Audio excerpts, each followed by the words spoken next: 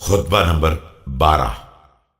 جب پروردگار نے آپ علیہ السلام کو اصحاب جمل پر کامیابی عطا فرمائی اور آپ علیہ السلام کے بعض اصحاب نے کہا کہ کاش ہمارا فلاں بھائی بھی ہمارے ساتھ ہوتا تو وہ بھی دیکھتا کہ پروردگار نے کس طرح آپ علیہ السلام کو دشمن پر فتح عنایت فرمائی ہے، تو آپ علیہ السلام نے فرمایا بسم اللہ الرحمن الرحیم،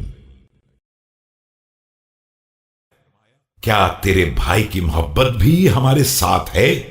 اس نے عرض کیا بے شک۔